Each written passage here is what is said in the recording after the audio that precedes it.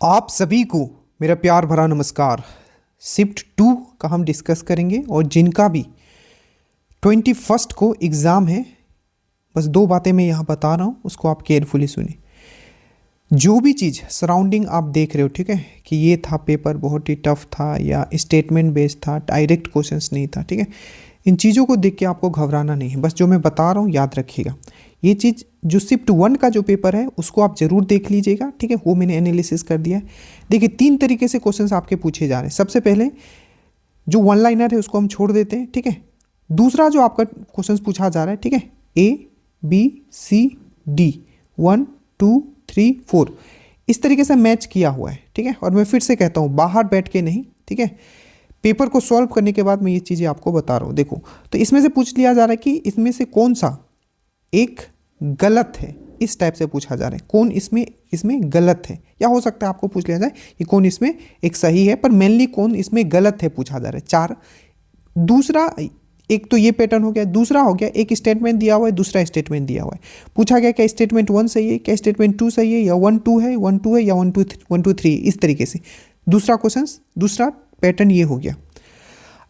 एक और तरीके से है, वो है आपका स्टेटमेंट और असर्शन, मतलब जो पहला स्टेटमेंट दिया है क्या उसको दूसरा स्टेटमेंट डिफाइन करता है कि नहीं। जितने भी क्वेश्चंस आए हैं याद रखिएगा, क्वेश्चंस को आप आराम से पढ़िएगा, ठीक है, उसके बाद आप एलिमिनेशन टेक्निक यूज कीजिएगा, क्योंकि जो ऑप्शंस बनाए गए हैं, ठीक है, वो उस प्रकार के नहीं है कि आपको बहुत कंफ्यूज कर पाए, ठीक है। स्पेशली शिफ्ट 1 का थोड़ा पेपर मुझे जहां तक लगा, स्पेशली उसका करंट, ठीक है, थोड़ा आपका 2-4 क्वेश्चंस तो कंपेयर टू शिफ्ट 2 जो था वो थोड़ा डिफिकल्ट था, ठीक है। बट अगेन मैं बोल रहा हूँ, पेपर 1 पेपर 2 दोनों में इतने क्वेश्चंस थे जिससे आप प्री इजीली निकाल सकते हो। हर एक सब्जेक्ट का इतने सटीक तरीके से आपके नोट्स दिए गए हैं। चाहे करंट का बात किया जाए तो 60 पेज में पूरा का पूरा करंट है, पॉलिटी का बात किया जाए तो 30 पेज में है, तो उतना आपको दिया गया है कि आपको पचा लेना था और आपको रिजल्ट ले लेना था। स्टार्ट करें, ठीक है, चलिए। और चैनल पे नए हो सब्सक्राइब कर लीजिएगा। अगर आपको फाइनली मेरिट में अगर आना है तो हम उस हिसाब से मेंस का चीज़ों को भी लेके चलेंगे। सबसे पहला क्वेश्चन था कि जो ऑस्कर जो है, ठीक है, क्या मैंने बोला, ये क्वेश्चन आपके द्वारा ही भेजा गया था, उसको मैं बस यहाँ ये कर दे रहा हूँ, ठीक है। जो ऑस्कर जो है क्या है आपका, जो ऑस्कर है, ठीक है, ऑस्कर जो है उसको किस नाम से, मतलब ऑफिशियली किस नाम से जाना जाता है, तो याद रखिएगा ऑस्कर का जो ऑफिशियली नाम जो जाना जाता है एकेडमी अवार्ड, ये हमने बहुत बार किया है, एकेडमी अवार्ड, ठीक है। एकेडमी अवार्ड को ही हम लोग क्या बोलते हैं, ऑस्कर बोलते हैं। ये चीज़ आपको याद रखना है, किसको, एकेडमी अवार्ड को हम लोग ऑस्कर बोलते हैं। तो ये क्वेश्चन पूछा गया था, ठीक है। तो एकेडमी ऑर्डर ऑफ मेरिट याद रखिएगा, ये कहाँ दिया जाता है, तो याद रखिएगा यूएस के लॉस एंजलिस में दिया जाता है। और आपको पता होना चाहिए जो अगला जो आपका क्या कनेक्ट करने सीखना है, मैं हमेशा बोलता हूँ लॉस एंजलिस में क्या होगा 2028 में, क्या मैंने बोला 2028 में जो आपका 2028 में जो आपका क्या होने वाला है, तो 2028 में जो आपका ओलंपिक होने वाला है वो भी आपका लॉस एंजलिस में होगा। ये चीज़ आपको अच्छे से याद रखना है, ठीक है। तो कहाँ दिया जाता है, लॉस एंजलिस में। इसको क्या बोला जाता है, एकेडमी अवार्ड को ही आपको ऑस्कर बोला जाता है। याद रखिएगा जो 97 नंबर का जो ऑस्कर अभी हुआ है, ठीक है, उसमें बेस्ट फिल्म का दर्जा किसको दिया गया था, तो एनोरा को दिया गया था, एनोरा, ठीक है। एनोरा को बेस्ट फिल्म का दर्जा दिया गया था। बेस्ट एक्टर कौन था, तो एड्रियन ब्रॉडी था, ठीक है। और बेस्ट एक्ट्रेस कौन थी, तो माइकी मेडिसिन थी।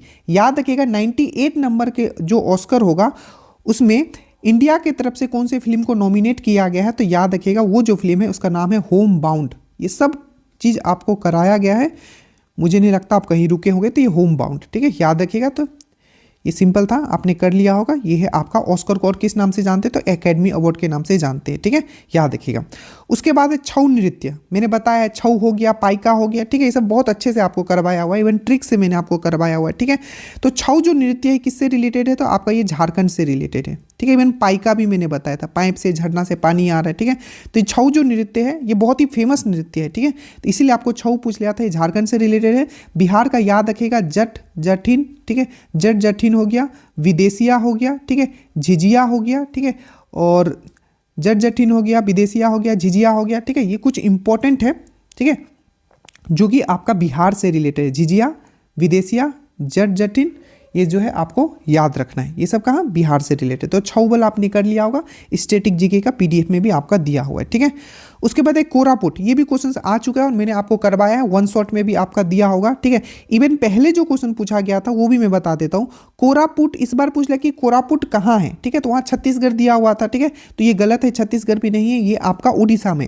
याद करो कोरापुट से क्या पूछा गया था, तो बॉक्साइट के लिए पूछा गया था, ठीक है, बॉक्साइट, ठीक है। कि कोरापुट किस चीज के लिए फेमस है, तो याद रखना ये क्वेश्चन पूछा गया था, बॉक्साइट के लिए फेमस है। किस चीज के लिए, बॉक्साइट के लिए, ठीक है। याद रखना कोरापुट किस चीज के लिए फेमस है, बॉक्साइट के लिए। और कोरापुट कहाँ है, तो ये आपका उड़ीसा में है, ना कि छत्तीसगढ़, वहां छत्तीसगढ़ दिया हुआ था। याद रखो दरोगा में और क्या क्या पूछा गया, बेलाडीला, बेलाडीला कहाँ है, तो याद रखिएगा ये छत्तीसगढ़ में। किस चीज के लिए फेमस है, लॉ एसक के लिए, आयरन ओर के लिए। एक पूछा गया था कोरबा, कोरबा कहाँ है आपका, तो ये भी छत्तीसगढ़ में। किस चीज़ के लिए फेमस है, तो ये कोयला के लिए फेमस है। एक बार बार बार आपको एक चीज़ पूछा जा रहा है, कुदेरमुख, ठीक है। कुदेरमुख का है, एक पहाड़ ही है जो कि आपका कर्नाटक में, और किस चीज़ के लिए फेमस है, तो ये आयरन ओर के लिए फेमस है। तो कुदेरमुख आपका कर्नाटका में है, ठीक है। कोरबा आपका छत्तीसगढ़ में है। बेलाडीला जो है आपका कहाँ है, तो कोरबा और बेलाडीला जो है आपका छत्तीसगढ़ में है, ठीक है। ये चीज़ आपको याद रखना है। और जो तेलचर जो है, तेलचर, तेलचर कहाँ है आपका, तो ये उड़ीसा में है, ठीक है। ये सब पूछे गए हैं। फिर से आपका सेलम कहाँ है, तो ये तमिलनाडु में, ठीक है। तो ये सब कुछ कुछ पूछे गए जो मैंने आपको करवा दिया। होपफुली आपको यहीं से पूछा जाएगा जो आगे एग्जाम्स में आएंगे, ठीक है। तो कोरापुट याद रखिएगा, बॉक्साइट के लिए फेमस है, कहाँ है, तो ये उड़ीसा में है, ठीक है, याद रहेगा। अनुच्छेद से 4 क्वेश्चंस थे, चारों आपको बहुत अच्छे से, इवन जो सब क्लोज वाले आए थे वो भी मैंने आपको वन शॉट में बताया था। देखो एक तो आया था कि जो प्राण और दैहिक स्वतंत्रता से रिलेटेड, ठीक है, right to life and personal liberty से कौन सा अनुच्छेद है, 21, ठीक है। तो right to life and personal liberty, that means प्राण एवं दैहिक स्वतंत्रता के अधिकार से रिलेटेड कौन सा है, तो 21, ठीक है। इसमें ही आपको राइट टू प्राइवेसी पूछा जाएगा कि राइट टू प्राइवेसी, ठीक है, का अधिकार आपको किस में मिला है, ठीक है। तो वो भी आपका 21, अनुच्छेद 21 में मिला है, ठीक है। विदेश घूमने का अधिकार किस में मिला है, तो वो भी आपका अनुच्छेद 21 में मिला है, ठीक है। इवन आपको शादी करने का अधिकार अपने मन पसंद से, ये किस में मिला है, तो ये भी अनुच्छेद 21 में मिला है। 21 का एक चीज और याद रखिएगा, 21 में एक अमेंडमेंट किया गया था, तो कौन सा अमेंडमेंट, 86 नंबर का अमेंडमेंट किया गया 2002 में, जिसमें आपका 86 अमेंडमेंट 2002 में किया गया, जिसमें आपका 21A जोड़ा गया। ये क्या था, राइट टू एजुकेशन, ठीक है। आपका एजुकेशन का जो अधिकार है, ठीक, उसको फंडामेंटल राइट बना दिया गया, ठीक है। याद रखिएगा कौन सा, 86 अमेंडमेंट 2002 के द्वारा, जो कि 21A जोड़ा गया। ये भी चीज़ याद रखिएगा, ये भी इंपॉर्टेंट है, ठीक है। एक अनुच्छेद 19, 20 और 22, इसका जितना भी सब क्लोज है, ये मैंने पहले भी याद करवाया था। एक भी अभी तो क्वेश्चन ऐसा नहीं जो आपको नहीं करवाया गया, ठीक है। 19, 20 और 22 का तीनों का मैंने बोला था कि इसका सब क्लोज याद रखना। तो अभी जो क्वेश्चन आया था उसमें आया था जैसे कि 91A में क्या है, बी में क्या है, सी में क्या है, डी में क्या है, इस तरीके से आया था, ये वाला था, ठीक है। तो अब उसको हम लोग देख लेते हैं। सबसे पहले आपको पता है कि 19 से लेके 22 तक, 19 से लेके 22 तक आपको क्या दिया हुआ है, राइट टू फ्रीडम, स्वतंत्रता का अधिकार दिया हुआ है, ठीक है। तो उसमें से 19 का सब क्लोज से आया हुआ था। 19 का 1 है, 19 का 1 का ए बी सी इस तरीके से इसका आपको अटैच करनी है, मतलब मिलाने आया था। ये हम लोग कर चुके हैं, ठीक है। जैसे कि आप देखो 19 ए में क्या, 19 का 1 का ए में क्या है, तो बोलने की आज़ादी, जैसे कि बोलने का आज़ादी, freedom of speech and expression जिसको बोलते हैं, ठीक है, ये है। इवन आपका जो मीडिया है, मीडिया वाला का जो अधिकार है वो इसी के अंदर है, 19(1) का ए के अंदर है। दूसरा क्या है, पहला तो बोलने का अधिकार, दूसरा मैंने क्या याद करा, बोलने के बाद क्या है आपका एक जगह शांतिपूर्ण इकट्ठा होने का अधिकार। शांतिपूर्ण का कहीं भी आप एक जगह इकट्ठा होकर अपना बात रख सकते हो, तो इसका भी अधिकार है, वो आपका 19(1)B में है। उसके बाद आप एक जगह इकट्ठा हो गए हो तो सिंपल है, संघ भी बनाओगे तो अपना संघ बनाने का भी अधिकार जो है 19(1)C में दिया हुआ है। उसके बाद संघ बना के क्या करोगे, सिंपल सी बात है, आप घूमोगे, आप संघ बना लियो तो घूमोगे ना, जाओगे एक से दूसरी जगह। तो भारत में कहीं भी आने जाने का जो अधिकार है 19(1)D में बताया गया है। ई में क्या बताया गया है, तो सिंपल है, आप घूमोगे तो कहीं जाके तो रहोगे, तो निवास का अधिकार, भारत के किसी भी क्षेत्र में निवास का जो अधिकार है, इस देखो ये इसका फिर से रेस्ट्रिक्शन भी है कुछ कुछ, ठीक है, उसको भी हम लोग डील कर लेंगे, ठीक है। तो निवास का अधिकार है कहीं भी। और 19(1)F में क्या है, सिंपल है, वहाँ दिया हुआ है कि आपका किसी भी भारत के किसी भी क्षेत्र में आप क्या कर सकते हो, अपना आप रोजगार प्राप्त कर सकते हो, ठीक है। तो ये F में दिया हुआ है, ठीक है। तो ये हो गया 19(1) का आपका A B C D E F, ठीक है, याद रखा। अब देखो 19(1) है, 19(2) क्या कहता है, 19(2) ये कहता है, ठीक है, भाषण का तो अधिकार है, बट ऐसा भाषण नहीं देना है, ठीक है, जिससे हमारा देश का सुरक्षा, ठीक है, या संप्रभुता पे क्या हो, सुरक्षा मतलब सिक्योरिटी एंड सोवरेनिटी पे कोई असर पड़े, ठीक है, या लोकल लोग जो है उस पर कोई असर पड़े। मतलब जैसे कि होता है ना कि कोई ऐसा भाषण दे दिया जिससे क्या हो गया, लोग उतना में नहीं जाएंगे। बस याद रखिएगा कि भाषण देने का आपको अधिकार तो है, बोलने का अधिकार तो है, बट ऐसा भाषण नहीं देना है जो हमारे देश के अगेंस्ट में है, संप्रभुता, सुरक्षा, ये सब के अगेंस्ट में हो, सोवरेनिटी, आपका सिक्योरिटी और पब्लिक ऑर्डर बिगड़े ना। तो 19(2) में बताया गया। 19(3) में क्या बताया गया है, ठीक है, ठीक है, आपको आज़ादी है, हमने आपको बताया ना कि आज़ादी है, ठीक है, आप संघ बना सकते हो, बट याद रखिएगा ऐसा कोई संघ नहीं बना लेना है कि हमारे देश का क्या अखंडता या संप्रभुता पे क्या हो, कोई प्रॉब्लम क्रिएट करे। उसी तरीके से 19(5) क्या बोलता है, ठीक है, आप कहीं भी आवागमन कर सकते हो, हमने ऊपर 19(1) में हमने आपको बताया, बट याद रखिएगा कुछ ऐसे क्षेत्र हैं जहां आपको विशेष अधिकार चाहिए, जैसे कि एसटी हो गया, अरुणाचल प्रदेश जाओगे तो आपको पास बनाना पड़ेगा, तब आप जा सकते हो। ऐसा नहीं कि यूपी से बिहार में चल गए तो आप बिहार से सीधा अरुणाचल पहुंच जाओगे, नहीं, आपको पास बनाना पड़ेगा। तो कुछ ऐसे क्षेत्र हैं जहां आपको रेस्ट्रिक्ट है जाने का, ठीक है। तो ये कुछ इंपॉर्टेंट थे जो मैंने आपको बता दिया। ये 19(1) से आया हुआ था, ABCD करके आया हुआ था, हो सकता है 19(3) से पूछ ले, ठीक है, या किसी से पूछ ले। उसके बाद 20 का भी देख लेते हैं। 20 क्या है, तो अनुच्छेद 20 में बताता है दोषी सिद्ध के संबंध में संरक्षण। मान लीजिए कि आप दोषी सिद्ध हो गए, आपने कोई क्राइम किया और आप दोषी सिद्ध हो गए, तो आपके पास क्या क्या अधिकार है, तो अनुच्छेद 20 में बताया गया कि दोषी सिद्ध के संबंध में संरक्षण, ठीक है, protection in respect of conviction. सबसे पहले 20(1) क्या बोलता है, तो 20(1) ये बोलता है कि कोई भी पहले जो लॉ था, ठीक है, उस हिसाब से मान लो अभी आपने क्राइम किया, आज आपने क्राइम किया, आपको पुलिस ले लिया, तो जो पहले जो लॉ था, अब वो अगर लॉ अभी नहीं है, वो लॉ खत्म कर दिया गया है, तो उस लॉ के हिसाब से अभी आपको क्या कोई भी कानून नहीं दिया सकता। मतलब जो कानून है अभी उसी के हिसाब से आपको पनिशमेंट दिया जाएगा, पहले जो कानून था उस हिसाब से नहीं जो खत्म हो चुका है। दूसरा, एक ही कानून के लिए आपको डबल सजा नहीं दिया जा सकता है, दोहरी सजा नहीं होगा, वो है आपका 20(2) में।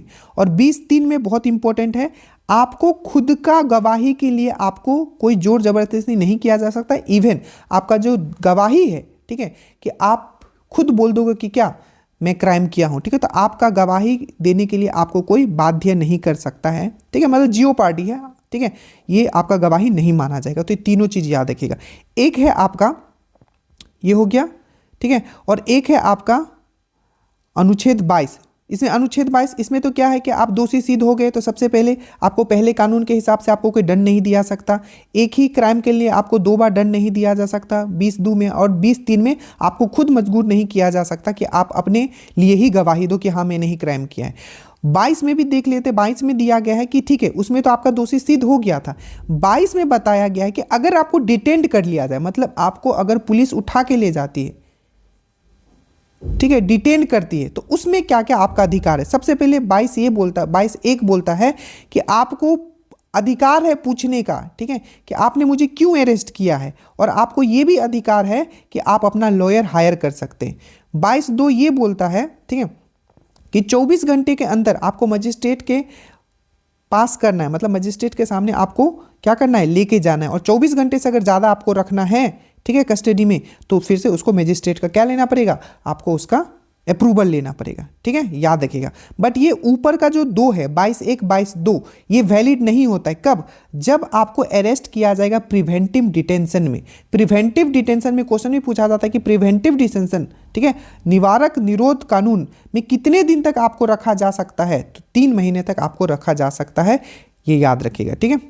उसके बाद जो नेक्स्ट क्वेश्चन था आपको कि संघवाद, ठीक है, इसको प्लीज़ आप अच्छे से पढ़ लेना, मैंने बहुत अच्छे से लिख दिया है, वो इंपॉर्टेंट था, बाकी उतना डिस्कशन नहीं है यहाँ, ठीक है, क्योंकि वो सब आप छोड़ दोगे मुझे पता है, तो मैंने खुद ही लिख दिया वहाँ, ठीक है। अब देखो पूछा गया था कि जो फेडरलिज्म मतलब क्या होता है, तो सबसे पहले याद रखना कि हमारे संविधान में क्या हमारा जो आपका प्रिएम्बल है, ठीक है, जो हमारा प्रस्तावना है, क्या उसमें फेडरलिज्म वर्ड है, याद रखना वहाँ फेडरलिज्म वर्ड नहीं है। इवन हमारा देश का जो बोला जाता है कि जो भारत जो है क्वासी फेडरल है, अर्ध संघवाद है, ठीक है, तो क्या है, अर्ध संघवाद है। तो वहां क्वेश्चन पूछा गया था कि फेडरलिज्म मतलब क्या होता है, तो सिंपल याद रखना केंद्र और राज्यों के बीच जब शक्ति का विभाजन होता है उसी को हम लोग संघवाद बोलते हैं, ये क्वेश्चन पूछा गया था, ठीक है।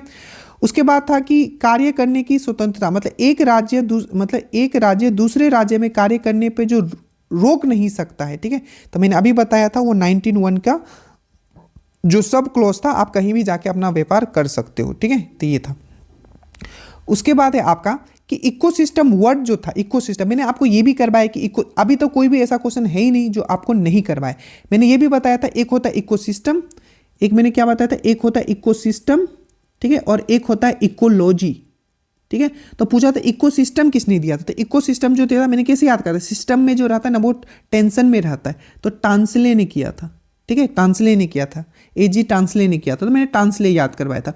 और इकोलॉजी, इकोलॉजी कौन था, हैकेल ने किया था, अर्नेस्ट हैकेल ने किया था। तो हैकेल ने किया था, जो वर्ड दिया था हैकेल ने क्या दिया था, इकोलॉजी, और टांसले ने दिया था आपका इकोसिस्टम, याद रखिएगा, ठीक है। तो ये क्वेश्चन था कि इकोसिस्टम वर्ड किसने दिया था, तो एजी टांसले ने दिया था। एक क्वेश्चन और पूछा गया था कि जो आपका जैविक घटक होता है, ठीक है, जैविक घटक क्या होता है, मतलब बायोटिक कंपोनेंट क्या होता है। तो देखो जितने भी जीवित चीज है वो बायोटिक कंपोनेंट में आता है, जैविक घटक में आता है, और जो आपका एबायोटिक मतलब क्या हो जाएगा, जो जीवित नहीं है। तो जैसे कि बायोटिक कंपोनेंट में क्या होगा, प्लांट होगा, एनिमल होगा, सूक्ष्म जीव होगा, ये सब क्या है, बायोटिक कंपोनेंट है हमारा इकोसिस्टम का। और एबायोटिक क्या होगा, जैसे हवा हो गया, पानी हो गया, ठीक है, आपका मिट्टी हो गया, ये सब क्या है, एबायोटिक है। और बायोटिक और एबायोटिक, जैविक और अजैविक मिला के क्या होता है, दोनों घटक मिला के हमारा इकोसिस्टम बनता है। तो 2 पॉइंट था, दोनों से क्वेश्चंस आपके थे, ठीक है। उसके बाद एक था 42वें संविधान से, ठीक है। तो 42वें संविधान से इससे पहले भी पूछा गया है 4-5 स्टेटमेंट। देखो ऐप पे जाना, फिर से अमेंडमेंट वाला और स्पेशली आर्टिकल वाला एक बार रिवीजन जरूर कर लेना जिनका 21 को एग्जाम है। तो 42वें संविधान से दिया हुआ था 4-5 दिया हुआ था। जैसे कि पहला पॉइंट दिया हुआ था कि जब 42वें संविधान 42 अमेंडमेंट 1976 से प्रियम्बल में आज तक एक बार ही क्या किया गया है, एक बार ही आपका संशोधन हुआ है, जिसमें 3 वर्ड जोड़ा गया था, समाजवादी, धर्मनिरपेक्ष और अखंडता, सोशलिस्ट, सेकुलर और इंटीग्रिटी। बिल्कुल सही है, याद रखिएगा।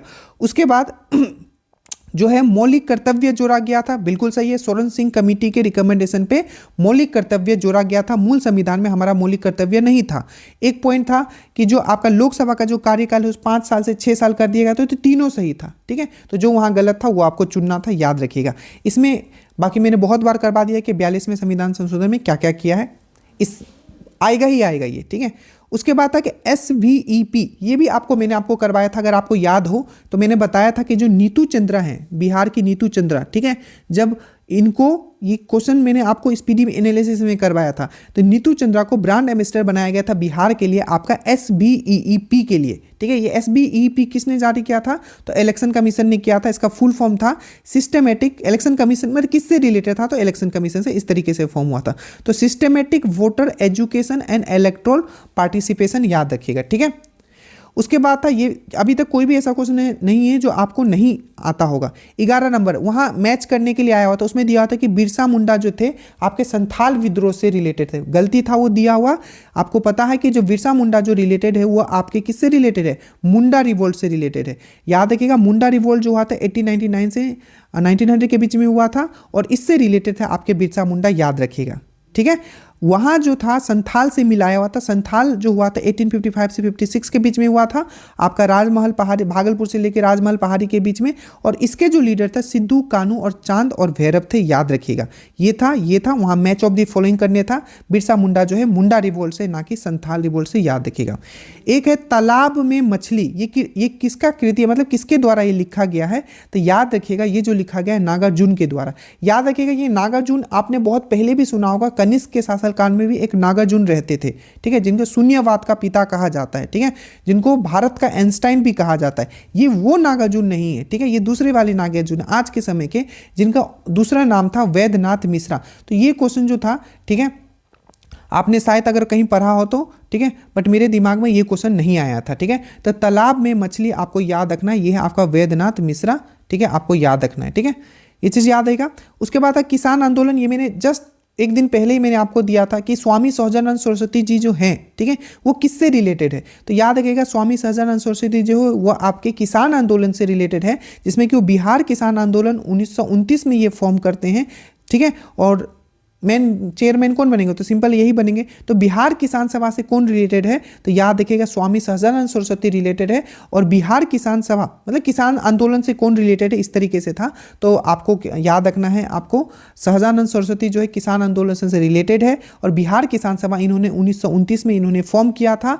और अखिल भारतीय किसान सभा, ऑल इंडिया किसान सभा जो 1936 में ये फॉर्म किए थे, और वहाँ भी ये चेयरमैन यही बने थे। ये लखनऊ में हुआ था, ठीक है, लखनऊ में इसका पहला संस्करण हुआ था ऑल इंडिया किसान सभा का। और ये आपका बिहार वाला 1929 में, ऑल इंडिया वाला 1936 में। और एक क्वेश्चन आपका पूछा गया था, पहले का दरोगा का क्वेश्चन है ये, ठीक है, कि बिहार किसान सभा जो कि 1922 में जो फॉर्म हुआ था मुंगेर में, ठीक है, किसान सभा, ठीक है, किसान सभा जो 1922 में फॉर्म जो हुआ था किनके द्वारा किया गया था, ठीक है, तो याद रखिएगा श्री कृष्ण और आपका मोहम्मद जुबैर के द्वारा किया गया था। डेट याद रखना 1922, तो ये 1922 है, ये 1929 है, ये 1936 है। एक क्वेश्चन आपको और पूछा जा सकता है कि बिहार में, ठीक है, असहयोग आंदोलन के समय, ठीक है, यहाँ के लीडर कौन बने थे, तो स्वामी विद्यानंद, ठीक है, स्वामी विद्यानंद जो थे यहाँ के लीडर बने थे, जो दरभंगा महाराज के अगेंस्ट में उन्होंने आपका नॉन कोऑपरेशन मूवमेंट के समय वो किए, मतलब यहाँ लीड किए थे बिहार में, ठीक है, स्वामी विद्यानंद, याद रखना, ये स्वामी सहजानंद सरस्वती है, ठीक है, याद रखना। एक क्वेश्चन था कि बिहार का जो सीमा है उसमें देखा हुआ था कि झारखंड, देखो अगर मैं बिहार को इस तरीके से ड्रॉ करता हूँ, ठीक है, इस तरीके से ड्रॉ करता हूँ, तो ऊपर है आपका कौन है, नेपाल, नेपाल से हमारा 7 डिस्ट्रिक्ट टच करता है। इधर है यूपी, यूपी से 8 करता है। यहाँ है झारखंड, झारखंड से भी 8 करता है। और इधर है वेस्ट बंगाल, वेस्ट बंगाल से 3 करता है। तो पूछा था उसमें से कौन सा है जो झारखंड से टच करता है। और ऑप्शन में आपका क्या आपका दिया हुआ था, ऑप्शन में आपका दिया हुआ था, क्या दिया हुआ था, तो ऑप्शन में आपका दिया हुआ था रोहतास दिया हुआ था, ठीक है। तब रोहतास को आप टिक मार लेते, सिंपल सी बात है, ठीक है। तो बाकी मैंने यहाँ लिख दिया, जैसे झारखंड से कौन सा जिला आपका लगता है, ठीक है, तो रोहतास हो गया, औरंगाबाद हो गया, गया हो गया, नवादा हो गया, जमुई, बांका, भागलपुर, कटिहार। उसी तरीके से नेपाल से 7 लगता है, वेस्ट चंपारण से नेपाल से 7 लगता है, उत्तर प्रदेश नहीं, देखिए नेपाल से 7 याद रखिएगा, ये यूपी से 8, ठीक है, झारखंड से 8 और आपका वेस्ट बंगाल से 3, ये मैंने तीनों लिख दिया है। प्लस मैंने यहाँ ये भी लिख दिया है कि कौन सा जो आपका गंगा है कितने डिस्ट्रिक्ट से होके बिहार से गुजरती है, तो याद रखिएगा 12 डिस्ट्रिक्ट से होके गुजरती है, वो भी मैंने यहाँ आपको लिख दिया है। 15 नंबर पे आता है कि बिहार में ग्रामीण जनसंख्या कितनी है, ये भी मैंने बहुत अच्छे से करवाया था। मैंने आपको बोला था ग्रामीण से अच्छा है कि आप शहरी याद रख लो, 11.3, तो 11.3 अगर शहरी है तो ग्रामीण क्या होगा, 87 होगा, ठीक है, 88.7 होगा, ठीक है। मैंने आपको करवाया था कि ये याद रख लो, ऐसे दो लिखाया दोनों था, लेकिन मैंने कहा था ये याद रख लो, ठीक है, कि शहरी है 11.3, तो बाकी जो होगा वो ग्रामीण होगा 88.7। तो यही आया था कि ग्रामीण जनसंख्या जो कितना है 88.71 है, याद रखिएगा। उसी तरीके तो ये हो गया आपका अर्बन, ठीक है, मतलब शहरी जनसंख्या 11.3 और आपका ग्रामीण 88.7। वही अगर हम लोग इंडिया का देखें तो जो इसका जो आपका जो ग्रामीण है वो 68.8 है, ठीक है, और जो आपका शहरी है वो 31.2 है। और इससे फिर एक और क्वेश्चन आगे बनाया गया है, मैं आपको दिखाता हूँ, ठीक है। उसके बाद है कि सर्वाधिक साक्षरता वाला जिला कौन है, तो रोहतास है। सबसे कम वाला कौन है, पूर्णिया, और रोहतास का कितना है 73.3% है, याद रखिएगा, ठीक है। उसके बाद एक था कि बिहार में शहरीकरण भारत के औसत से कम है, बिल्कुल सही है। बिहार में कितना है शहरीकरण, 11.3 है, बट अगर आप पूरा बिहार पूरा इंडिया में देखोगे तो 32.2 है। तो सिंपल है कि बिहार में क्या है, शहरीकरण पूरे भारत से कम है, तो बिल्कुल सही है। जबकि ग्रामीणीकरण, जबकि ग्रामीण वाला इलाका बिहार में ज़्यादा है कंपेयर टू आपका पूरे देश में, तो ये भी बिल्कुल सही है। बिहार में देखोगे तो कितना है आपका 88.7 ग्रामीण है और आपका पूरा इंडिया में 68.8 है। तो इस तरीके से भी क्वेश्चंस फॉर्म किए गए थे, आप कर लेते, ठीक है।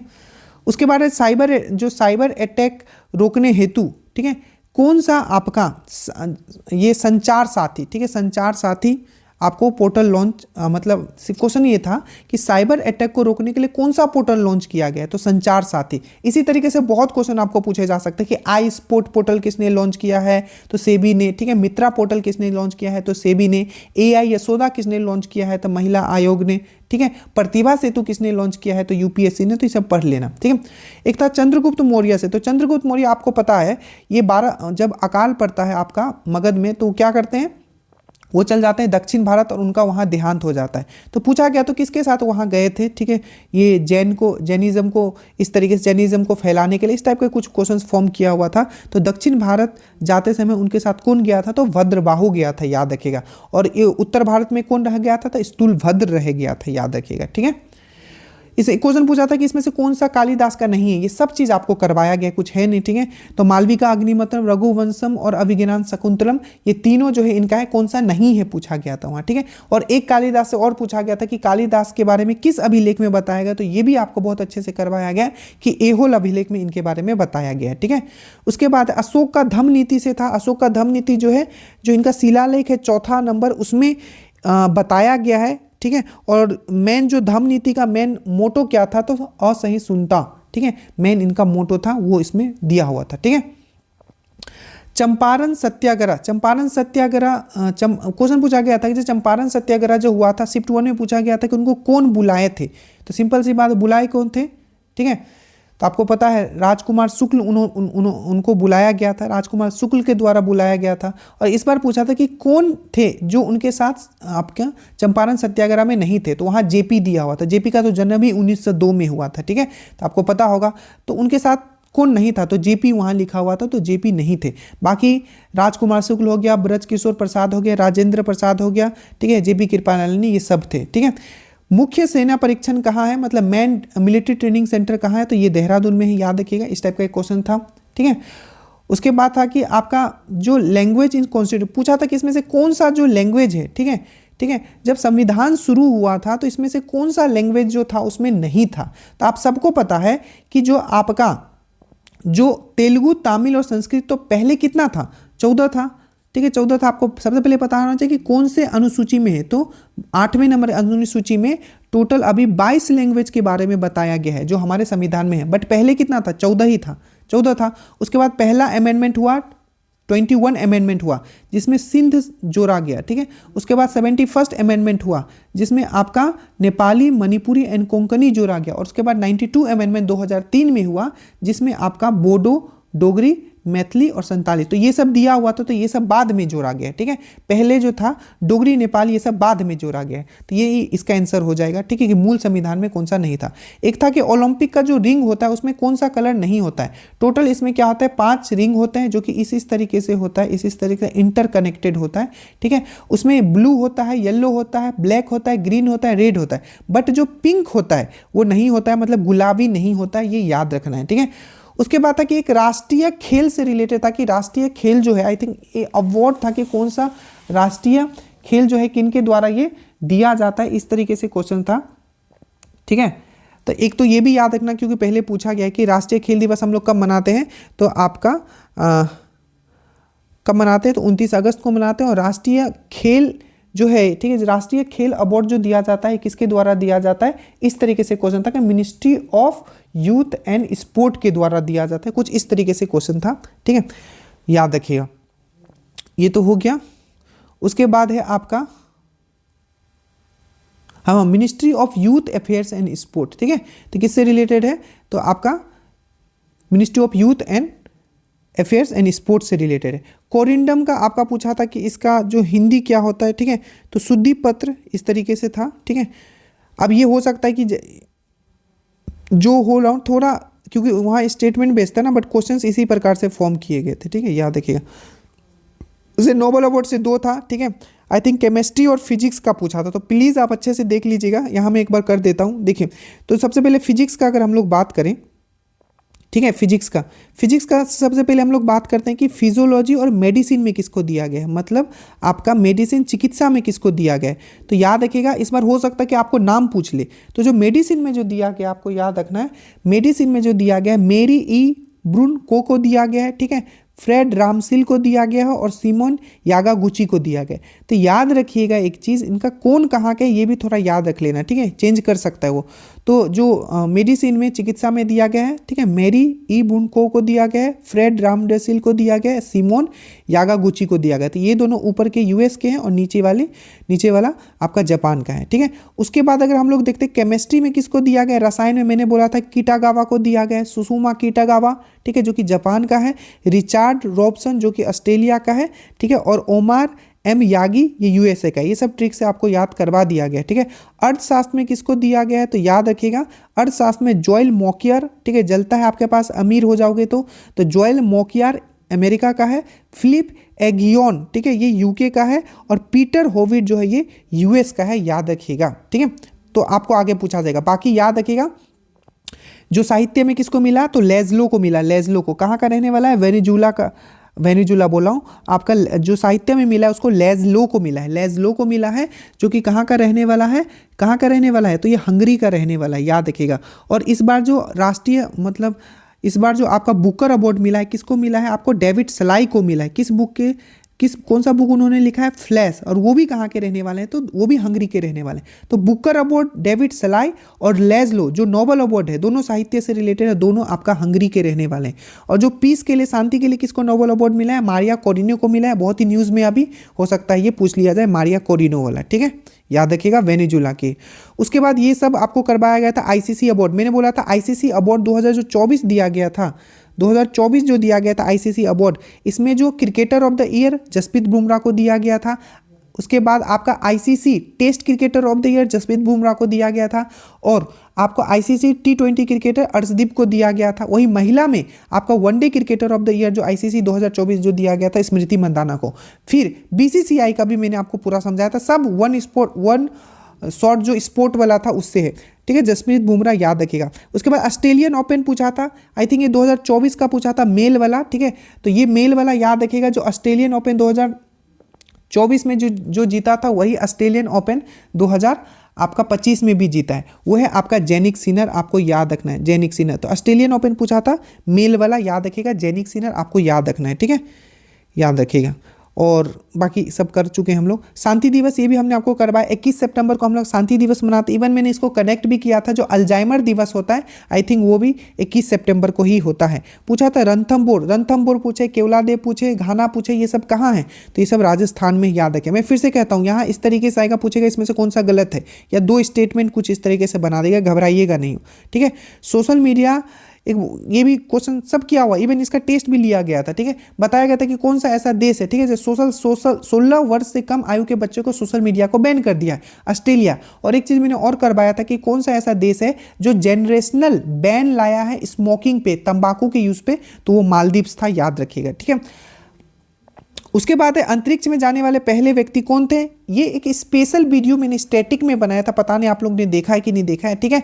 उसमें मैंने आपको बताया था, ठीक है, जो पहले पर्सन थे मेजर यूरी गागरिन थे, जो कि 1961 में गए थे। उनका स्पेस सिम का नाम था वोस्टॉक 1, क्या था आपका वोस्टॉक 1 था। जो इंपॉर्टेंट है मैं शॉर्ट ग्रुप में डाल दूंगा, प्लीज़ आप देख लेना, जैसे अंतरिक्ष वाला 4-5 जो पॉइंट है इंपॉर्टेंट डाल दूंगा, ठीक है। तो ये, और पहली महिला कौन थी तो याद रखिएगा 1963 में गई थी वेलेंटिना टेरेस्कोवा, ठीक है, वेलेंटिना टेरेस्कोवा पहली महिला थी जो स्पेस में गई थी। पहला पुरुष तो मेजर यूरी गागरिन यूएसएसआर से थे, ये 1961 में गए थे, 1963 में गई थी वेलेंटिना, ठीक है।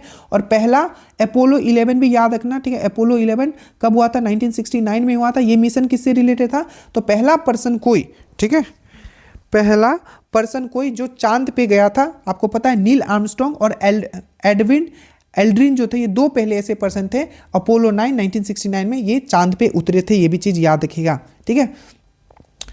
तो ये सब चीज़ हो गया। एक था कि परमवीर, पहला परमवीर चक्र पाने वाला कौन था, ठीक है, तो ये था पहला शिफ्ट में पूछ जाता है कि 1999 में किसको मिला था, ठीक है, परमवीर चक्र। तो आपका विक्रम बत्रा को, इसका भी शॉर्ट नोट्स में डाल दे रहा हूँ, ठीक है, देख लेना गैलेक्ट्री अवार्ड वाला जितना भी है, ठीक है, ज़्यादा मैंने नहीं, इतना मैं दूंगा ताकि कोशिश करूंगा कि उसी में आपका आ जाए, ठीक है। तो परमवीर चक्र ये है आपका सोमनाथ शर्मा, ये पहले परमवीर चक्र के रेसिपिएंट थे, ठीक है। अब देखो ये सब याद नहीं कर पाया मैंने कि जीआई टैग मेरनल बोर्नल मनिक्का मलाई मिलो तो सही, मलाई खिलाऊंगा तो मिलना यहाँ से पकड़ा था, यहाँ से मलाई मैंने बताया था, ठीक है, ये हो गया। तो ये मनिक्का मलाई तमिलनाडु का जीआई टैग है। उसके बाद है जो इंडिया रैंक इन ग्लोबल, बहुत अच्छे से करवाया है कि जो ग्लोबल यूनिकॉर्न इंडेक्स है, ठीक है, उस पर इंडिया का रैंक आई थिंक यहाँ 3rd था, आप एक बार चेक जरूर कर लेना, ठीक है। टॉप पे इस पे आई थिंक यूएस था, ठीक है। तो इंडिया का जो रैंक है, ठीक है, आप चेक कर लेना जरूर, ठीक है, क्योंकि सब चीज़ आपको इंडेक्स बहुत अच्छे से करवाया गया है। India rank in global unicorn index 2025, आप जरूर जाके इसको चेक कर लीजिएगा, ठीक है। ठीक है। तो याद रखिएगा इसमें कौन था, तो ये टॉप पे आपका यूएस था, सेकंड पे कौन था, चाइना था, और थर्ड पे कौन था, इंडिया था। ये मैंने बहुत अच्छे से आपको करवाया, जितना भी इंडेक्स है सब करवा दिया गया, देख लेना। ठीक है, ये भी आपका PYQ में पीछे लिखा हुआ है। तो कौन सा ऐसा फसल है जो पूरे साल आपका लगाया जाता है, तो वह मकई। मकई कैसा एक तरीके का खरीफ क्रॉप है, याद रखिएगा, खरीफ क्रॉप है मकई, क्या एक तरीके का खरीफ क्रॉप है, पर ये पूरे साल लगाया जाता है। उसके बाद आपको याद रखना है शुगर केन। शुगर केन कैसा है, तो एक खरीफ क्रॉप है। कॉटन जो होता है, कॉटन क्या एक खरीफ क्रॉप है। अच्छा है, याद रख लो रबी क्रॉप। रबी क्रॉप में क्या क्या होता है, तो जो गोल गोल होगा, जैसे कि आपका मटर हो गया, चना हो गया, ठीक है, सरसों हो गया, ठीक है, ये सब क्या होता है ठंडे के समय में रोपा जाता है, और गर्मी के समय क्या होता है, इसको खत्म किया जाता है। ठीक है, तो रबी क्रॉप, खरीफ क्रॉप याद रखना। रबी वाला मैंने समझाया कैसे कैसे आपको याद करके रखना है। ठीक है, एक था ये, तो डायरेक्टली आप पेज खोल के देखना। हिमालय वाला में मैंने सजाने के लिए आपको बताया था, सबसे ऊपर है नंगा पर्वत, उसके बाद है नंदा देवी, उसके बाद है माउंट एवरेस्ट, उसके बाद है मकालू, उसके बाद है कंचनजंगा। ठीक है, इस तरीके से है, तो इस सजाने के लिए आया हुआ था। ठीक है, पश्चिम से पूर्व। भारत रत्न पूछा गया था कि 2024 में जो लाल कृष्ण आडवाणी के बारे में दिया हुआ था, तो उसमें जो दिया था 2019 में लाल कृष्ण आडवाणी का भी दिया था। देखो 2019 वाला में जो मिला था लाल कृष्ण आडवाणी को नहीं मिला था। वहां जो मिला था 3 लोग को आप देखोगे, प्रणब मुखर्जी, नानाजी देशमुख एंड भूपेन हजारिका। ये असम के म्यूजिशियन है। ये नानाजी देशमुख एक आपका क्या है, स्वयं सेवी कह सकते हो, और प्रणब मुखर्जी को तो आप जानते हो ये प्रेसिडेंट रह चुके हैं। ठीक है, 2024 में 5 लोगों को मिला है, इनका नाम आप पक्का याद रखिएगा। ठीक है, पक्का इनका नाम याद रखिएगा 2024 वाला। AK PB नरसिम्हा राव, बहुत इंपॉर्टेंट पर्सन, अगर आपको याद हो 1991 में जो नया आर्थिक नीति आया था, न्यू इकोनॉमिक पॉलिसी आया था, हमारा बजट जो था खराब हो गया था, पहले पेमेंट बैलेंस ऑफ पेमेंट जो था वो खराब हो गया था, तो न्यू इकोनॉमिक पॉलिसी इन्हीं के समय में आया था, जिसमें LPG का कंसेप्ट दिया गया था। ठीक है, उसके बाद चौधरी चरण सिंह, याद रखिएगा इन्हीं के नाम पे हम लोग, इन्हीं के याद में 23 दिसंबर को हम लोग क्या मनाते हैं, तो हम लोग किसान दिवस मनाते हैं। चौधरी चरण, तो 2 ये हो गया। कर्पूरी ठाकुर, कर्पूरी ठाकुर और किस नाम से जाना जाता है, तो याद रखिएगा कर्पूरी ठाकुर को आपको जननायक के नाम से भी जाना जाता है, कर्पूरी ठाकुर को। और MS स्वामीनाथन, आपको पता होगा भारत में हरित क्रांति का जनक MS स्वामीनाथन को जाना जाता है। और 5वें जो थे ये लाल कृष्ण आडवाणी थे। अब लाल कृष्ण आडवाणी का मैंने एक बुक बताया था, ठीक है, माई लाइफ इंडिया, क्या ये सही है? ठीक है, मुझे बताइएगा। इनका एक बुक का नाम मैंने आपको बताया था। उसके बाद है आपका ये रैंक था कि सौर ऊर्जा नवीकरण, मतलब इंडिया का रैंक क्या है। ठीक है, इंडिया का रैंक जो है सोलर एनर्जी में क्या है और रिन्यूएबल एनर्जी में क्या है, तो एक बार चेक कर लेना इसको। ठीक है, तो इंडिया का rank I think solar energy में, ये करंट का क्वेश्चन है। ठीक है, ये आया हुआ, इवन हमने आपको बताया था ये वाला क्वेश्चन। ठीक है, ये बहुत स्पेशली मैंने रिन्यूएबल एनर्जी वाला भी बताया था। ठीक है, तो आपको पूछा जा सकता है। ठीक है, India ranking in solar energy and renewable energy in whole world. ठीक है, पूरे दुनिया में इनका रैंकिंग क्या है। ठीक है, ये करंट का न्यूज़ था। ठीक है, इसमें मैंने आपको करवाया भी था। इंडिया का रैंकिंग सोलर एनर्जी में है, आपका 3rd है, आपको याद रखिएगा। ठीक है, और जो आपका रिन्यूएबल एनर्जी में 4th है। ठीक है, 4th होना चाहिए, तो याद रखिएगा 4th ग्लोबली है, तो सही लिखा हुआ है। ठीक है, 3रा है। और ये इसमें ये भी देख लेना कि अगर पिछला कुछ एग्जाम देखोगे तो उसमें ये पूछा गया कि कौन सा ऐसा स्टेट है जो सोलर एनर्जी में टॉप पे है। ठीक है, फिर से आपका जो विंड एनर्जी होता है उसमें टॉप पे है, ये क्वेश्चन पूछा गया है, तो वो जरूर देख लेना। विंड एनर्जी में आई थिंक पहले तमिलनाडु था, एक बार चेक कर लेना। ठीक है, मैंग्रोव वन सबसे ज़्यादा कहाँ पाया जाता है, मैंने बताया था ये वेस्ट बंगाल में, ये और शिफ्ट 1 में आया था मैच करने के लिए। मैंग्रोव वन को हम लोग और किस नाम से जाना जाता है, तो सुंदरी वन के नाम से भी जानते हैं। उसके बाद एक फर आया था, तो ये माउंटेन में मिलता है, तो वो वाला देख लेना। ठीक है, जो हमारा कोंकण एक्सरसाइज हुआ था, कोंकण एक्सरसाइज किसके साथ करते हैं, तो ब्रिटेन के साथ। अजय वारियर किसके साथ करते हैं, तो ब्रिटेन के साथ। अजय वारियर कहाँ हुआ था, तो राजस्थान के महाजन फायरिंग रेंज में हुआ था। कोंकण कहाँ हुआ था, तो आपका पश्चिमी तट पे हुआ था। ठीक है, तो पूछा गया था, ये पूछ लिया गया था, ये क्वेश्चन शायद मैंने डायरेक्ट नहीं करवाया। ठीक है, HMS की जो इंग्लैंड था, यूनाइटेड किंगडम था, उसके तरफ से कौन सा जहाज आया था, तो याद रखना HMS प्रिंस ऑफ वेल्स आया था, ये चीज़ याद रखना है। जैसे कि अभी पैसिफिक रिच हो रहा है कहाँ, सिंगापुर में, तो उसमें कौन सा शिप गया है भारत की तरफ से, तो INS निस्तार गया है।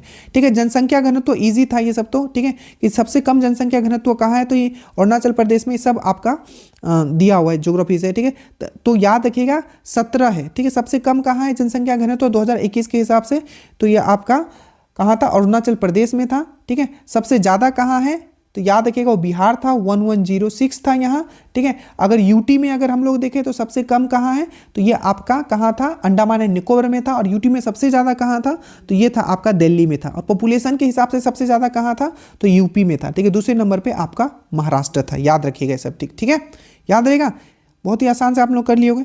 नेक्स्ट है आपका कि ग्रामीण सुरक्षा और स्वच्छता, मैंने क्या बोला, ग्रामीण सुरक्षा और स्वच्छता, ठीक है, ये किस मिनिस्ट्री के अंदर आता है, तो जल शक्ति मंत्रालय से संबंधित है, याद रखिएगा, रिलेटेड टू मिनिस्ट्री ऑफ जल शक्ति।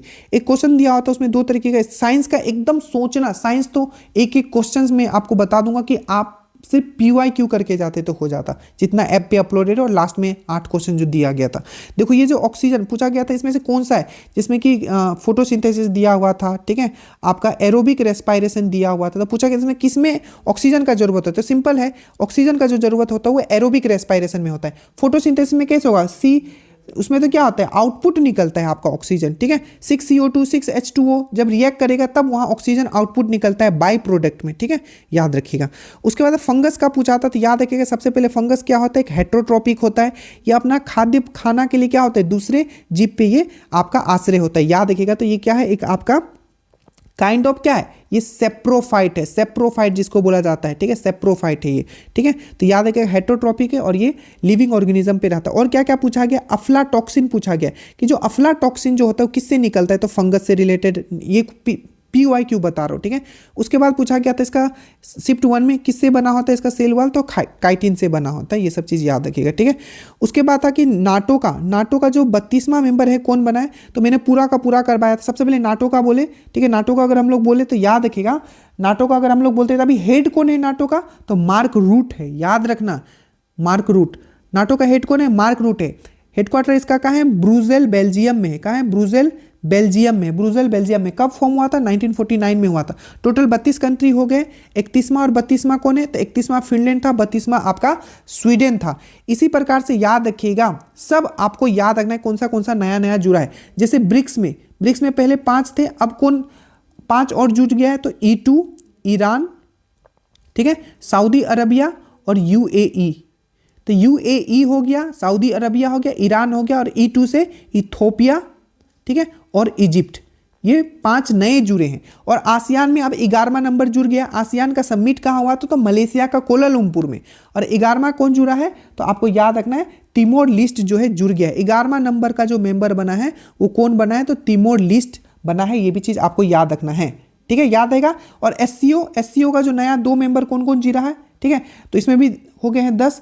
एक है आपका बेलारूस जो अभी लेटेस्ट मेंबर है, और इससे पहले ईरान जुड़ा था। तो बेलारूस और ईरान जो है अभी SCO में जुड़ा है, ठीक है। तो ये सब एटलीस्ट थोड़ा समय लग रहा है, पर ठीक है, ये सब आप छोड़ दोगे मुझे पता है, ठीक है। अब साइंस का तो सोचना नहीं, साइंस तो आपने साइंस जितने सुंदरता से मैंने पढ़ाया था। एक क्वेश्चन आया था, देखो कि कोई एक करंट होता है, इसमें करंट अगर जा रहा है, ठीक है, ये जा रहा है, मतलब क्या हो रहा है, इलेक्ट्रॉन मूव कर रहा है, तो मैग्नेटिक फील्ड कैसा बनेगा, सर्कल बनेगा। मैंने बहुत अच्छे से बनाया था स्क्रू रूल का दिखा के। तो वही है कि magnetic field around a current carrying conductor, हमेशा याद रखना जब इलेक्ट्रॉन मूव होगा तब इलेक्ट्रिक और मैग्नेटिक फील्ड दोनों प्रोड्यूस होगा। बट इलेक्ट्रॉन अगर सिर्फ बचा हुआ रहेगा, स्थिर रहेगा, तो सिर्फ वो क्या होगा, उसमें इलेक्ट्रिक फील्ड जनरेट होगा। तो ये सब चीज़ करवाया है, ठीक है, ये भी करवाया हुआ है बहुत अच्छे से।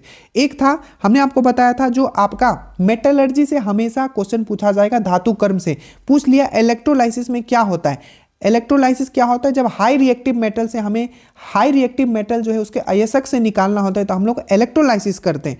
उसमें हमने आपको बताया था जो एनोड जो होता है वो पॉजिटिव होता है और कैथोड जो होता है वो नेगेटिव होता है। आप जाके देख लेना, इमेज बना के भी हमने इसको दिखाया है, ठीक है। उसके बाद है ये आप एक ये जो था आपका वर्ल्ड हिस्ट्री से 2-3 क्वेश्चन डेट को सजाने के लिए था, ये भी आप जाके देख लेना। जैसे कि जो यूएस का जो कॉन्स्टिट्यूशन है कब बना था, 1987 में, इफेक्टिव हुआ 1989 में। बोस्टन टी पार्टी कब हुआ था, 1773 में। ब्लडी संडे मैंने बहुत अच्छे से पढ़ाया था 1905 में। फादर गैफन के बारे में मैंने आपको बताया था। तो वो सब इस तरीके से सजाने के लिए था। आपने डेट अगर आपने सजा लिया तो आपका हो गया होगा। मुद्रा का विकास कैसे हुआ है, तो सबसे पहले बार्टर सिस्टम आता था, मतलब आप मुझे कोई एक सामान दो हम आपको सामान दें, वो बार्टर सिस्टम है। उसके बाद क्या आया, कॉइन आया। उसके बाद पेपर करेंसी आया, तो ये सजाने के लिए था। पूछा था सुजनी आर्ट जो है किस राज्य से रिलेटेड है, तो ये बिहार से रिलेटेड है। और ये इसलिए भी इंपॉर्टेंट है क्योंकि निर्मला देवी 2025 में, याद रखिएगा, 7 लोगों को पद्मा अवार्ड मिला है, जिसमें एक जो है पद्मा विभूषण किसको मिला है, सरदा सिन्हा को मिला है, और एक जो है आपका उनको पद्मा विभूषण मिला है, ठीक है। उसके बाद पद्मा भूषण किसको मिला है, तो सुशील मोदी को मिला, और बाकी जितने 5 लोग उनको पद्माश्री मिला है, ठीक है। तो उसमें एक पद्माश्री जो है वो कौन है, निर्मला देवी, जो कि सुजनी आर्ट से रिलेटेड है। याद रखिएगा, पूछा गया था सुजनी आर्ट किससे रिलेटेड है, तो बिहार से रिलेटेड, ठीक है। एक क्वेश्चन था कि कृषि क्षेत्र में श्रमिक का लाभ, इस तरीके का क्वेश्चन पूछा गया था कि कृषि श्रमिक को मजदूरी वेतन के रूप में लाभ मिलता है, कुछ इस तरीके के क्वेश्चन फ्रेम थे। अगर आपने कुछ इस तरीके से लगाया तो वो आपका सही होगा, ठीक है। उसके बाद था कि नीति आयोग का कौन भाग नहीं होता है, तो नीति आयोग जो फॉर्म हुआ था 1 जनवरी 1915 को हुआ था। इसका मेन जो चेयरमैन होता है वो हमेशा पीएम होता है, एक वाइस चेयरमैन होता है और एक सीईओ होता है। साथ ही साथ जितने भी स्टेट है उसके सीएम प्लस आपका यूटी के जो भी लेफ्टिनेंट गवर्नर है वो सब होते हैं, ठीक है। याद रखना, जितने भी स्टेट है और यूनियन टेरिटरी उसके सीएम प्लस जितने भी यूनियन टेरिटरी में लेफ्टिनेंट गवर्नर है वो, ये सब इसके भाग होते हैं। कौन नहीं होते हैं, तो उसमें दिया हुआ था राष्ट्रपति और आपका गवर्नर, तो ये दोनों भाग नहीं होते, वही उसका आंसर होगा, ठीक है। फलों को जो आपको नेचुरल तरीके से जो पकाया जाता है वो क्या होता है, कितनी सुंदरता से साइंस मैंने पढ़ाया है, शायद आपने उतनी सुंदरता से आप पेपर आपने सॉल्व किया होगा। एक होता है इथीन, इथीन ETHENE, इथीन, इसी को बोला जाता है आपका क्या बोला जाता है, एथलीन भी बोला जाता है। तो ये क्या होता है, इसका फॉर्मूला मैंने बताया था C2H4 होता है। तो इथीन बोले या इथाइलिन बोले, ये नेचुरल तरीके से जो आपका फल पकता है वो यही होता है। और ये एक ऐसा हार्मोन है जो एकमात्र ऐसा हार्मोन है जो गैस फॉर्म में आपका प्लांट में मिलता है। और एक तो ये तो क्या है, नेचुरल तरीके से पकाने का, एक कृत्रिम रूप से पकाया जाता है आपका, उसको हम लोग बोलते हैं एसेटिलीन, एसेटिलीन। इसका फॉर्मूला क्या होता है C2H2, और इसी को हम लोग क्या बोलते हैं आपका इथाइन। ये है इथीन, ये है इथाइन, इसका C2H4, इसका C2H2। तो ये आपका आर्टिफिशियल तरीके से पकाने के लिए याद रखिएगा, ठीक है। और याद रखिएगा अगर आपका क्या हो गया, एल्केन आ गया, तो एल्केन में क्या होता है sp3 हाइब्रिडाइजेशन होता है।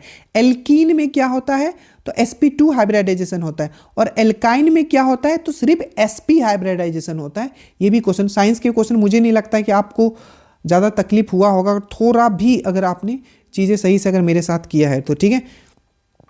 एक था तेंदुलकर कमेटी, इससे कुछ statement based I think questions बनाया हुआ था। तो याद रखिएगा एटलीस्ट कि जो तेंदुलकर कमेटी था किससे रिलेटेड था, तो ये गरीबी से रिलेटेड था, ठीक है। याद रखिएगा ये क्वेश्चन था, ठीक है। आप इसको पढ़ लेना कि उपभोक्ता संरक्षण अधिनियम, बहुत कम लोग किए होंगे या गलती हुआ होगा, ठीक है। तो उसमें था कि उपभोक्ता संरक्षण अधिनियम 2019 के हिसाब से क्या है, तो डिस्ट्रिक्ट जो कमीशन होता है, जिला आयोग 1 करोड़ तक जो भी इशू होगा वो क्या होगा, जिला आयोग 1 करोड़ तक कर सकता है। राज्य क्या कर सकता है, राज्य आयोग 1 करोड़ से 10 करोड़ तक, और जो आपका इस राष्ट्रीय आयोग है वो 10 करोड़ से अधिक का, मतलब जो भी इस टाइप का कोई भी इशू होगा तो वो बांट दिया गया है, ठीक है। अगर 1 करोड़ तक होगा तो जिला आयोग तक ही हो जाएगा, ठीक है।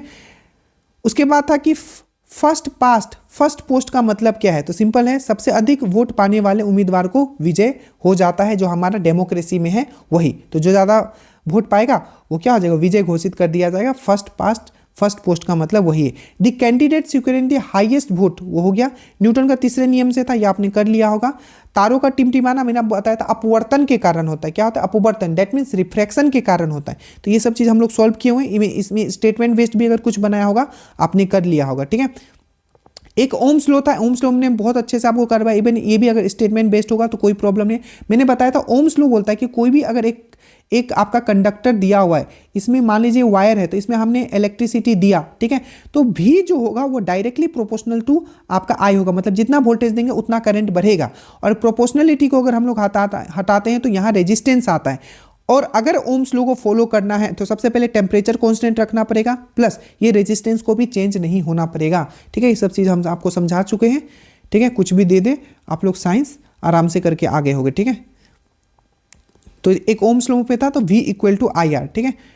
उसके बाद था ये भी था, ये कितनी सुंदरता से बताया गया है, देखो ये सब नहीं बताया गया है। पी प्लांट, ठीक है, आपका जो मटर के पौधे पे जो एक्सपेरिमेंट किया गया था आपका मेंडल का द्वारा, वो बताया गया था। पूछा गया था किस चीज़ पे किया गया था, सबसे सिंपल क्वेश्चन, मटर के पौधे पे किया गया था। प्लीज पार्ट 1 जरूर देख लीजिएगा, उसे मैंने ये भी बताया कि इससे पहले वाले में क्या क्या पूछा गया, जिसको जीनोटाइप पूछ लिया जाएगा, फिनोटाइप पूछ लिया जाएगा, लॉ ऑफ एसर्टम पूछ लिया जाएगा, लॉ ऑफ सेग्रीगेशन पूछ लिया जाएगा, सबसे पूछा गया और सब आपको बताया गया है। ठीक है, व्यक्तिगत जीवन को दर्शाना मतलब व्यक्तिगत जीवन को जो हम लोग ऑनलाइन दर्शाते हैं तो उसको क्या बोलते हैं, तो ये व्लॉग बोलते हैं, याद रखना। पोस्टपोन का मतलब क्या है, देखो ये सब जो साइंस वाले जो क्वेश्चंस है ना, आप पूरा करके आए होगे, मुझे पूरा पता है, अगर आप कम से कम 8 से 9 महीना से अगर मुझसे जुड़े हुए हो। पोस्टपोन से क्या होता है, स्थगित करना। ठीक है, उसके बाद है आर्य समाज से रिलेटेड था, तो 1875 में हुआ था, स्वामी दयानंद सरस्वती के द्वारा ये स्थापित किया गया था। इनका मूल नाम मूल शंकर था। ठीक है, और शुद्धि मूवमेंट का भी स्टार्टिंग इन्होंने ही किया था। ठीक है, ये सब करवाया गया। कैगा कहाँ है, मैंने बोला था ना, एक खाएगा खाएगा, कैगा से खाएगा खाएगा खाएगा खाएगा की नाटक करेगा, तो कैगा कहाँ है, कर्नाटक में है। ठीक है, आपका नरोरा बुलंदशहर यूपी में है, रावत भट्टा कहाँ है, राजस्थान में। ये सब चीज़ आपको करवाया गया है। ठीक है, एक था आपका मनरेगा। मनरेगा से हमेशा क्वेश्चन रहता है। मनरेगा जो है, ठीक है, जो आपका एक बार पूछा था मनरेगा कब इंप्लीमेंट हुआ था, तो मनरेगा एक्ट जो है 2005 में आया था। ठीक है, ये इंप्लीमेंट हुआ था 2006 में, और पहले इसको नरेगा के नाम से जाना जाता था। 2005 में जब आया तो नरेगा के नाम से आया, इंप्लीमेंट हुआ 2006 में। ठीक है, और 2009 में इसको क्या कर दिया गया, इसको मनरेगा कर दिया गया, और फिर से अब इसका नाम चेंज कर दिया गया है। इसका नाम जो चेंज करके कर दिया गया है अभी VBGRAMG। ठीक है, ये आप एक बार देख लेना। ठीक है, इसमें ज़्यादा नहीं, विकसित भारत, ठीक है, ग्रामीण फॉर रोजगार एंड आजीविका मिशन। ठीक है, इस तरीके से इसका पूरा फुल फॉर्म है। उसमें पूछा था कि इसमें क्या चेंज किया गया, तो पहले जो 100 डेज का होता था गारंटी, अब वो 125 दिन कर दिया गया। ये क्वेश्चन था। ठीक है, बिहार विधान मंडल से याद रखिएगा पूछा गया था कि जो आपका विधानसभा के अध्यक्ष किनको बनाया गया है, तो प्रेम कुमार को बनाया गया है, और अगर विधान परिषद का अगर पूछ दिया जाए तो अवधेश नारायण सिंह को बनाया गया। ठीक है, उसके बाद था अमिताभ घोष को किस लैंग्वेज के लिए इनको साहित्य अकेडमी अवार्ड मिला था। आई थिंक पहले भी क्वेश्चन एक बार रिपीट हो चुका है, सेम क्वेश्चन फिर से इन्होंने छाप दिया है। तो इंग्लिश के लिए मिला। 22 लैंग्वेज को छोड़ के 2 ऐसा लैंग्वेज जिसमें साहित्य अकेडमी अवार्ड दिया जाता है, तो एक है गुजराती और एक है इंग्लिश। इनका लेटेस्ट बुक अभी याद रखिएगा, एक बुक इनका अभी लेटेस्ट है आपका आई घोस्ट नाम के। ठीक है, आई घोस्ट नाम से है इनका नया बुक एक आया, आई घोस्ट, याद रखिएगा। यही एहोल अभिलेख में किनके, कालिदास के बारे में कहाँ बताया गया, एहोल अभिलेख। एहोल अभिलेख किससे रिलेटेड है, पुलकेशिन द्वितीय से रिलेटेड है। पुलकेशिन द्वितीय याद रखिएगा आपका चालुक्य राजा थे। ठीक है, बदामी या बतापी के चालुक्य थे, याद रखिएगा। और एहोल अभिलेख उनसे ही रिलेटेड है जिसपे कृति किया गया था रवि कृति के द्वारा, जिसमें कालिदास और आपका जहांगीर के बारे में भी मेंशन किया गया है। जहांगीर के बारे में इसमें नहीं किया गया, जहांगीर के बारे में जो प्रयाग प्रस्ती में किया गया, इसमें कालिदास के बारे में मेंशन किया गया और ये आपको बताया गया था। ठीक है, उसके बाद था वह हंसने लगा, ही बिगेन टू लव। ठीक है, इस तरीके से आपको करना था। और एक था कि रंग थिट्टू, मैंने बताया था रंग रंग का नाटक दिखाता है। ठीक है, तो रंग थिट्टू कर्नाटक में था। ठीक है, ये पूछा गया था रंग थिट्टू पक्षी अभयारण्य कहाँ है। उसके चिन्हट युद्ध, ये ऑलरेडी अभी एक्साइज का एग्जाम है, किसी का एग्जाम हुआ तो उसमें ये पूछा गया था, सेम वही है। चिन्हट का युद्ध जो हुआ था ये आपका मौलवी अहमदुल्ला, ठीक है, और मौलवी अहमदुल्ला और लॉरेंस के बीच में हुआ था। उस समय वहाँ के मतलब गवर्नर कौन थे, तो लॉरेंस थे। चिन्हट का युद्ध 1857 में हुआ था, याद रखना। मौलवी Ahmadullah lead the fight against the British Lawrence. ठीक है, इसमें अराउंड मैंने 80 क्वेश्चंस आपको करवा दिया है। ठीक है, इसमें बीच में 1-2 जो मैंने एक्स्ट्रा बताया था, बाकी 10 से 12 क्वेश्चंस आपके मैथ्स का होंगे। 10 तो एटलीस्ट होंगे, क्योंकि पहला वाला शिफ्ट में अराउंड 11 क्वेश्चंस लोग बोल रहे हैं, बट एक क्वेश्चन जो था उसमें, ठीक है, वो साइंस का है। ठीक है, 10 क्वेश्चन ही है जो बेसिकली उसमें मैथ्स का है आई थिंक। ठीक है, तो पूरा पेपर एक बार मिल जाएगा तो उसका मैथ्स हम सॉल्व कर देंगे। शिफ्ट 1 का कर दिए क्योंकि उसका क्वेश्चन था। तो ये है आपका पूरा का पूरा। देखो इतने क्वेश्चंस, तो अब मुझे ये बताओ, ठीक है, क्या इसमें इतने क्वेश्चंस नहीं थे जिससे आप, ठीक है, 65 प्लस आप ला सकते थे? तो बिल्कुल लाओगे, क्योंकि जो लड़का, ठीक है, बहुत सारे जो लड़के हैं, ठीक है, वो 5-6 महीने पहले जुड़े हैं, उनका 70 प्लस है, बट कटअप आपका कम जाएगा, तो घबराइएगा नहीं। ठीक है, मैं आपका कटअप का एनालिसिस 21 के बाद करूंगा। अगर आपका 60 के अराउंड भी अगर आपका आ रहा है काट के, तो मैं जनरल का बात करूं, तो अभी आप घबराइएगा नहीं। ठीक है, बाकी इस चैनल पे हो तो सब्सक्राइब कर लीजिएगा ताकि ऑथेंटिक चीज़ें आप तक पहुंच पाए। थैंक यू सो मच, जय हिंद।